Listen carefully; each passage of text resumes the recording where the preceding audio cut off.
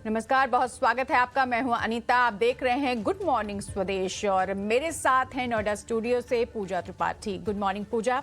चलिए शुरू करते हैं आज के सफ़र के और सबसे पहले एशिया मार्केट की बात करते हैं। तो एशिया मार्केट अगर देखें तो यहाँ पर दबाव नज़र आ रहा है क्योंकि अभी फ़िलहाल चाइना ट्रेड डाटा आने वाले हैं, उनको लेकर के यहाँ पर दबाव नज़र आ रहा है।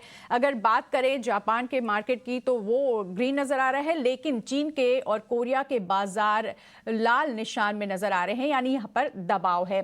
फिलहाल ग्लोबल मार्केट के क्या संकेत हैं और किस तरह वहाँ की तस्वीर है, और उसके आगे हम जानना चाहेंगे एफआईडीआई में क्या कुछ चल रहा है। साथ ही हमारे भारत के बाजारों में निफ्टी और बैंक निफ्टी में किस तरह की रणनीति अपनानी चाहिए, इस पर भी चर्चा करेंगे। लेकिन नजर डाल लेते हैं ग्लोबल मार्केट पर। पूजा है, पूजा जानना चाहेंगे यूएस मार्केट का क्या हाल। बिल्कुल, यूएस मार्केट से तो अच्छे संकेत मिल रहे हैं। और अगर ओवरऑल अगर आज संकेतों की बात करें तो जो क्यूज आ रहे हैं ग्लोबल मार्केट से वो मिले जुले देखने को मिल रहा है। अभी आपने एशियाई बाजारों की बात की, वहां से जो संकेत हैं वो कमजोरी के दिखाई दे रहे हैं। अगर गिफ्ट निफ्टी देखेंगे तो करीब 50 अंक नीचे गिफ्ट निफ्टी कारोबार कर रहा है। और चाइना में महंगाई के आंकड़े आने हैं जिसमें कि डिस्फ्लेशन के नंबर्स देखने को मिल सकते हैं। तो उस पर हमारी नज़र रहेगी। और उसी के पहले हम देख रहे हैं कि एशियन मार्केट फिलहाल कमजोरी के साथ कारोबार कर रहे हैं। एक जापान के बाजार को छोड़ दें जो कि मामूली करीब 60 अंक ऊपर है, लेकिन बाकी सभी इंडाइसेस लाल निशान में ट्रेड कर रहे हैं। अगर यूएस के मार्केट्स पर नज़र डालें तो वहां से संकेत काफ़ी अच्छे मिल रहे हैं। डाउ जोन्स में हमने देखा कि करीब 400 अंकों की तेज़ी देखने को मिली और 15 जून के बाद सबसे अच्छा दिन था डाउ जोन्स के लिए। S&P 500 और नैस्डैक इंडेक्स में भी जो इतने दिनों से गिरावट देखने को मिल रही थी, वहां पर भी कहीं ना कहीं वो गिरावट का दौर में एक ब्रेक लगा और कल जो क्लोजिंग हुई वो पॉजिटिव क्लोजिंग ही देखने को मिली। इस बीच वहां पे जो अर्निंग सीजन आ रहे हैं वो काफी मजबूत हैं और उसका असर हम लगातार यूएस के परफॉर्मेंस पर देख रहे हैं, यूएस मार्केट की परफॉर्मेंस पर। एक कंपनी की बात करें, शेग ने अपने नतीजे घोषित किए जिसके बाद स्टॉक में 25% की बढ़त देखने को मिली है। तो अर्निंग सीजन काफ़ी अच्छा जा रहा है। ज़्यादातर जो नतीजे हैं वह अनुमान से बेहतर नज़र आ रहे हैं। इसका असर हम यूएस मार्केट में देख रहे हैं। लेकिन इस बीच कुछ बहुत इंपॉर्टेंट आंकड़े भी आने वाले हैं। गुरुवार को सीपीआई के आंकड़े आएंगे यूएस में, जिसको कि काफ़ी कीनली वॉच किया जाएगा, क्योंकि फेड के ऑफिशियल्स की तरफ से लास्ट पॉलिसी भी जो हुई थी उनका बार बार ये कहना था कि अब आगे के जो डिसीजंस हैं वो डेटा ड्रिवन रहेंगे। जिस तरह के आंकड़े आते हैं उस पर ब्याज दरों में निर्णय निर्भर करेगा। और इस बीच फेड ऑफिशियल के कुछ बयान भी आ रहे हैं। Federal reserve governor Michelle bowmen का बयान, उन्होंने कहा कि महंगाई में कमी बरकरार रखने के लिए उन्हें आगे भी ब्याज दरों में कुछ बढ़त करने की ज़रूरत पड़ सकती है। और ये पूरी तरह से डिपेंड करेगा कि अब आगे महंगाई के आंकड़े कैसे देखने को मिल रहे हैं। तो उसको कमी बरकरार रखने के लिए, डाउन ट्रेंड बरकरार रखने के लिए महंगाई के आंकड़ों में, ब्याज दरों में हो सकता है कि आगे और बढ़त देखने को मिले। तो ये कुछ कॉमेंट्स निकल कर आए और उसका असर फिर हमने बॉन्ड मार्केट्स और कमोडिटी मार्केट में भी देखा। एक बार यूरोप के बाजारों को देखें तो वहाँ पर फ्लैटिश ही कारोबार देखने को मिला, लेकिन बॉन्ड यील्ड्स जो है वो 4% के ऊपर अभी भी बरकरार हैं। डॉलर इंडेक्स 102 के पार है और डॉलर में जो मजबूती और ब्याज दरों में जो बढ़त की बात की जा रही है फेड ऑफिशियल्स की वजह से, उसके बाद हमने देखा कि सोने में हल्की कमजोरी देखने को मिली। और कच्चा तेल भी 4 महीने के ऊपरी स्तर पहुंचने के बाद वहां पर कहीं ना कहीं एक हल्की नरमी, मुनाफा वसूली देखने को मिली कच्चे तेल में।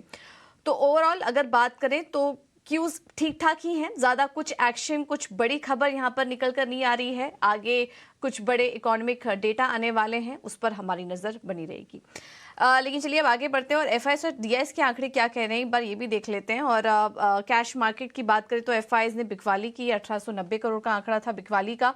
लेकिन डीआईएस की तरफ से खरीदारी देखने को मिली, 1080 करोड़ की खरीदारी का आंकड़ा है। इंडेक्स फ्यूचर में मामूली खरीदारी का आंकड़ा नजर आ रहा है 636 करोड़ का, और इंडेक्स ऑप्शन में 1734 करोड़ की यहाँ पर खरीदारी का आंकड़ा इस वक्त निकल कर आ रहा है। तो ये हैं कुछ एफआईएस और डीआईएस के आंकड़े। और कल के दिन तो हमने देखा कि भारतीय बाजारों में एक हरे निशान में निफ्टी बंद हुआ, लेकिन बैंक निफ्टी में हल्की वीकनेस हमने देखी। तो आज के लिए सेटअप कैसा नजर आ रहा है उसको समझने के लिए एक बार एफएनओ सेटअप समझ लेते हैं। और हमारे साथ फोन लाइन पर डिम्पी कालरा जुड़ चुके हैं। डिम्पी, गुड मॉर्निंग, बताइए। गुड मॉर्निंग पूजा। हम कई दिनों से आपके सामने यही बात रख रहे हैं कि इस मार्केट के अंदर अभी चर्निंग चल रही है और ये शायद थोड़ा और अभी कंटिन्यू होती हुई दिखे। आपने नोटिस भी किया है, ना ही सपोर्ट टूटे हैं, ना ही भी मार्केट ने रेजिस्टेंस को पार किया है। तो अगर आज का दिन भी आप गिफ्ट निफ्टी के हिसाब से चेक कर रहे होंगे तो एक डल डे साबित हो सकता है। एक्चुअल में बैंक निफ्टी की तरफ से पूरा सपोर्ट नहीं मिल रहा। कल भी बैंक निफ्टी दिन भर 44,800 के इर्द गिर्द घूमता रहा और कई बार हमने आपसे बात रखी है कि 44,800 मार्केट के लिए एक मेक ब्रेक लेवल है। इसके जितना हम ऊपर जाएंगे उतना स्ट्रांग हो जाएंगे, उसके जितना नीचे रहेंगे तो ये ओवरऑल मार्केट्स को भी वीक करने की कैपेसिटी रखता है, क्योंकि इसका एग्रेशन काफी है। अब हमको करना क्या चाहिए? जिनके पास देखिए पुरानी शॉर्ट की पोजीशंस हैं, उनको अपना 650 का यानी 19,650 से लेके 850 की रेंज के बीच का एक स्टॉप लॉस लगा के रखना चाहिए। वो सिस्टम में बरकरार रहें, क्योंकि मार्केट के पास अभी भी ऐसे ट्रिगर या ऐसा डाटा नहीं फॉर्मेशन हो रहा जिसकी वजह से लगे कि एकदम से ऊपर आ जाएगा। दूसरा, जिनके पास लॉन्ग पोजीशंस हैं उनको 19,300 और 19,500 अपने कंफर्ट के अकॉर्डिंग तो वो अपने स्टॉप लॉसेस लगा के रखें। तो दोनों ही अपने स्टॉप लॉसेस को लगा के रखें। जिस रेंज का ब्रेकआउट या ब्रेक डाउन होगा उस तरफ के लोगों को बाहर जाना होगा और उनका रिवॉर्ड दूसरी तरफ के लोगों को मिलेगा। सेम विद बैंक निफ्टी, 44,800 के ऊपर जितना बैंक निफ्टी के अंदर समय निकालेंगे उतनी स्ट्रेंथ लेके आएगा, लेकिन ध्यान रखा जाए 45,200 तक की ही अभी फिलहाल ताकत है इसमें। दूसरी बात, अगर 44,800 के हम नीचे रहते हैं तो कम से कम 300 पॉइंट और लुढ़क सकते हैं, यानी कि हम 44,500 तक चले जाएंगे। रही बात इस ट्रेड के अंदर, अगर आप ऑप्शंस में काम करना चाहते हैं तो सीधा नेकेड फ्यूचर या नेकेड कॉल्स पुट ना खरीदें, कोशिश करें हेज करें, नहीं तो राइटिंग करना सीखें। मान लीजिए रेंज का मार्केट है, कॉल और पुट दोनों को बेचा जा सकता है, या बुल स्प्रेड या बियर स्प्रेड्स बनाए जा सकते हैं, जिससे कि पैसा आराम से मिल जाएगा। तो इसलिए इंडाइसिस से बहुत बड़े एग्रेशन या बहुत बड़े मूव के भी उम्मीद ना करें। जो भी होगा अभी वो स्टॉक्स के अंदर ही होगा, और आप अभी भी देख पा रहे हैं अर्निंग्स की वजह से स्टॉक स्पेसिफिक एक्शन अभी भी जारी है मार्केट में। बिल्कुल। तो मार्केट आज लो हो सकता है, डिम्पी बता रहे हैं, इसीलिए थोड़ा सा संभलने की ज़रूरत है। और सपोर्ट और रेजिस्टेंस जो आपके सामने है 19,400 से 19,300, और साथ ही रेजिस्टेंस 19,650 से 19,800।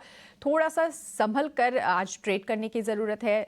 ये रणनीति डिम्पी की। शुक्रिया डिम्पी इस पूरी जानकारी के लिए। चलिए आगे बढ़ते हैं और अब जान लेते हैं कि आज कौन कौन से शेयर पर ट्रेड करना चाहिए। और हमारे साथ मेहमान है अजय मिश्रा। Good morning. जानना चाहेंगे अजय जी, आज कौन कौन से पिक्स आप ले रहे हैं और कौन कौन से शेयर हैं जिन पे ट्रेड करना चाहिए?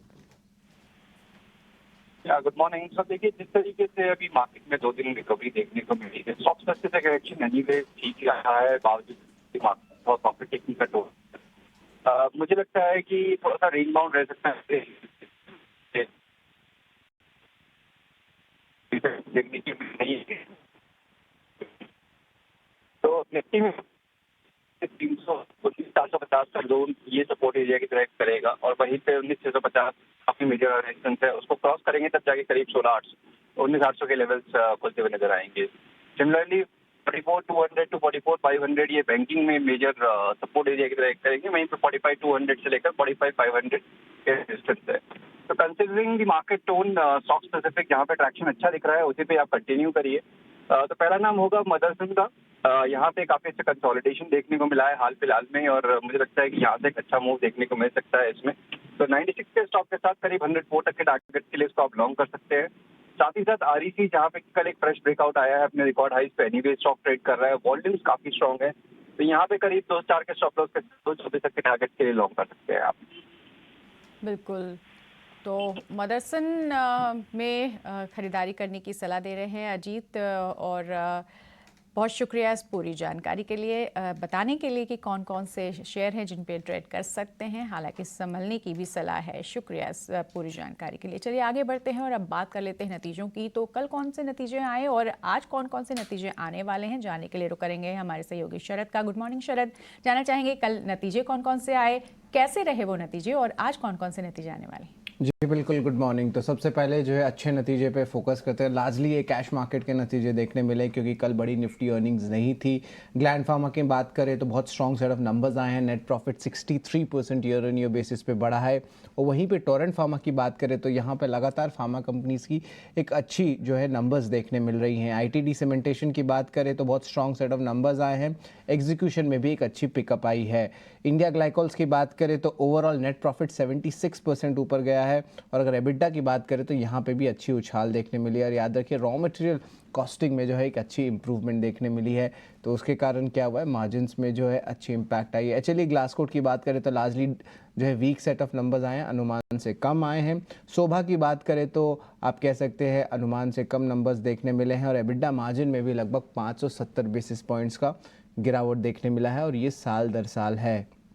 पीवी फिनटेक की बात करें तो लार्जली जो है आप कह सकते हैं आपके वीक सेट ऑफ नंबर्स देखने मिले हैं, तो अभी जो है देख सकते हैं थोड़े मिले जुले नतीजे जो है ओवरऑल देखने मिल रहे हैं, और हमने कुछ चुनिंदा इंपॉर्टेंट टर्निंग्स जो आज दिन के ट्रेड में एक्टिव रह सकते हैं और स्टॉक मूवमेंट ज़्यादा देख सकता है, वो आपके सामने लाया है हमने।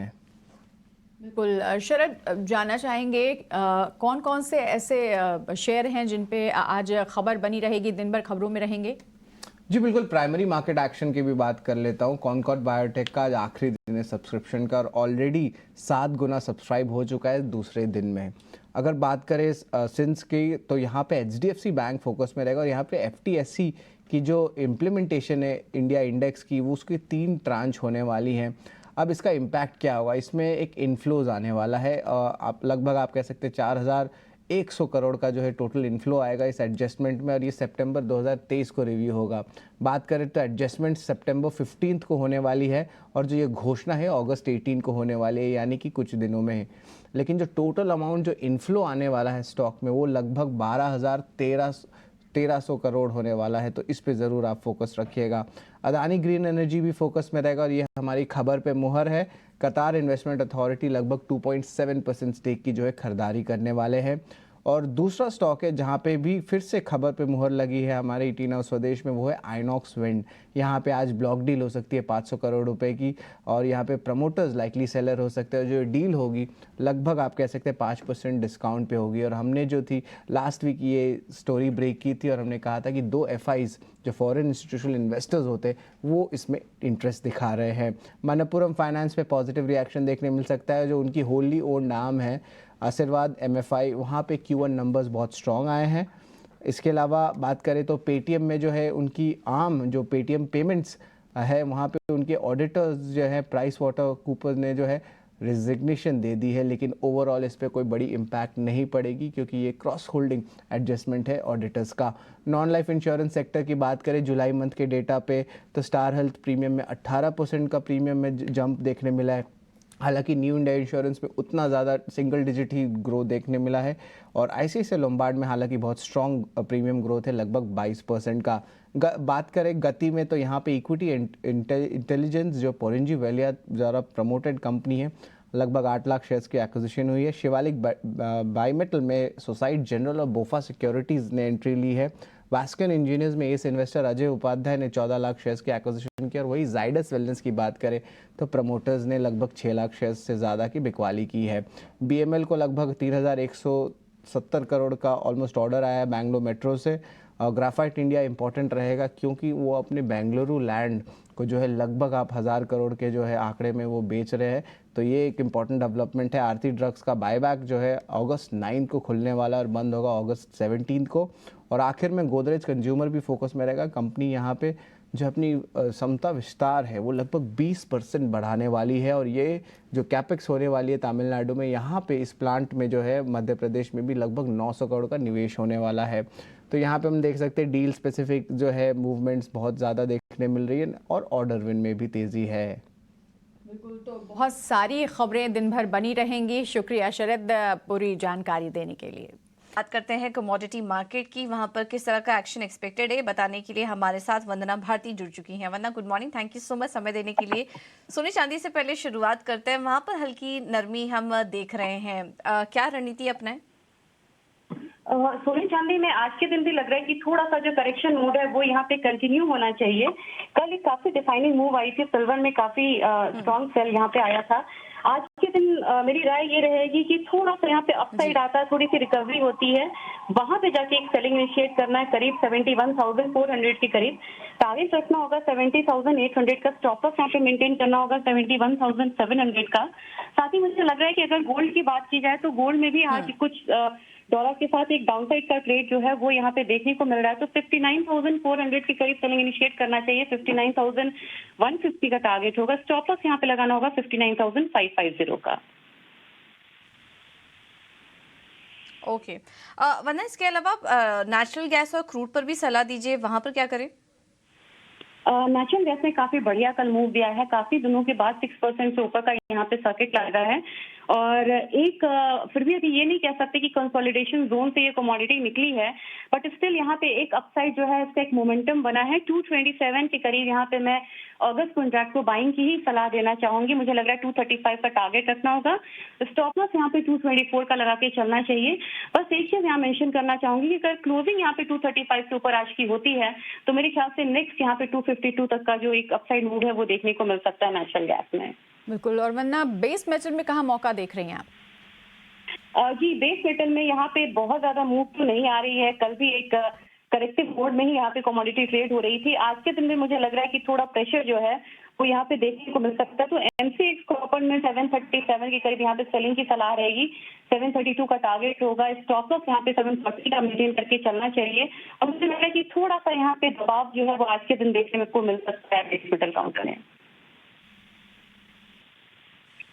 Alright Vandana, thank you so much समय देने के लिए अपना और ये रणनीति सुझाने के लिए। तो बेस मेटल्स में तो ज़्यादा कुछ एक्शन दिखाई नहीं दे रहा, लेकिन नेचुरल गैस में शानदार तेज़ी देखी थी हमने 7% की। वहाँ पर आप अभी भी खरीदारी करके चल सकते हैं।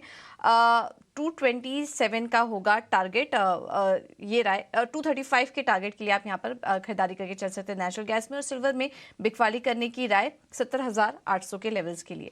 तो ये दोनों व्यू हैं कमोडिटी मार्केट पर। और हम देख भी रहे हैं कि नेचुरल गैस और कच्चे तेल में कुछ एक्शन यहाँ पर बना हुआ है। सोने में भी बिकवाली करने की ही राय दी जा रही है, वहाँ पर भी हल्की वीकनेस देखने को मिल सकती है। तो ये है व्यू कमोडिटी मार्केट पर।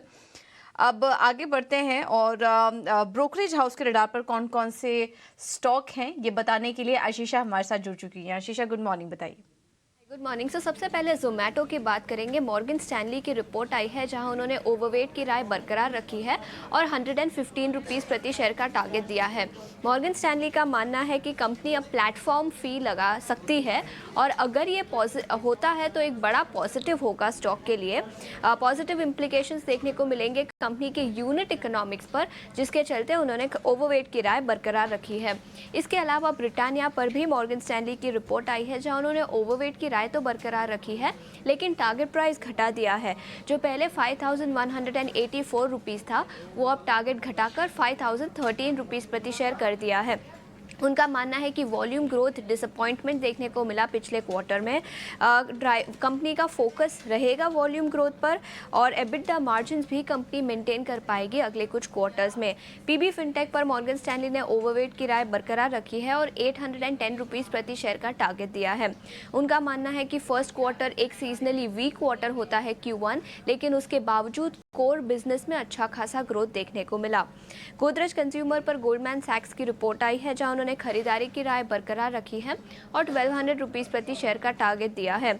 उनका मानना है कि इंडोनेशिया बिजनेस में बाउंस बैक देखने को मिला और टर्न अराउंड स्टोरी कंटिन्यू होती हुई नजर आ रही है, जिसके चलते GCPL उनका टॉप पिक है इंडिया कंज्यूमर स्टेपल सेगमेंट में।